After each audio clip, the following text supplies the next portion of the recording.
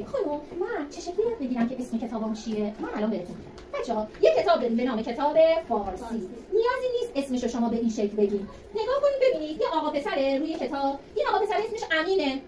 اسمش چیه؟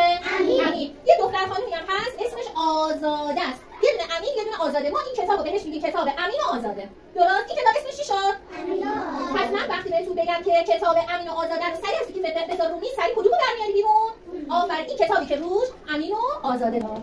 اسم کتاب چی شد؟ امین و آزاده. بچه‌ها یه کتاب دیگه هم ما داریم. این کتاب رو ما توش می‌نویسیم. توش با مداد می‌نویسیم. بچه‌ها اگر نگاه کنید روی کتاب چی می‌بینید؟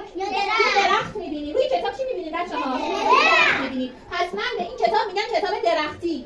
کتاب درختی. وقتی من میگم کتاب درختیتون رو باز کنید کدوم کتاب باید باز کنید؟ کدوم کتاب باید از توی در بمونه که روش یه دونه درخته. بچه‌ها یه کتاب دیگه داریم به نام کتاب ریاضی. روی کتاب ریاضی اگر دقت کنید آفرین زنبوره. نگاه کنید زنبورا رو.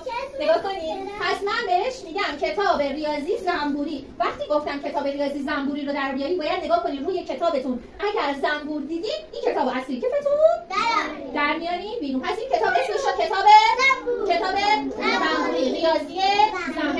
ریاضی زنبوری داریم. کتاب علوم بچه‌ها ما قراره که توی این یه عالمه آزمایش انجام بدیم. این کتاب اگر نگاه کنید توش ببینید طبیعته. انگار که رفتید پیکنیک. نگاه کنید آقا پسرا همینطوری دارن میدونن تو چمن رو شدید. پس این کتاب شد کتاب علوم شما که قراره یه عالمه توش آزمایش بچه‌ها داریم به نام کتاب قرآن. خیلی باید بهش احترام بذارید چون حرفای خدای مهربونمون توی این کتابه. قراره ببینید که خدای مهربونمون چه حرفایی رو زده و چی باید یاد بگیرم. درسته؟ پس هر موقع که این کتاب رو باز کردید با احترام میشینید سعی می‌کنید که خیلی ساکت باشید ببینید که توی این کتاب قراره که به ما چی یاد بده. ولی بچه‌ها یه عالمه حرفای قشنگ توی این کتاب هست. حالا یه دسته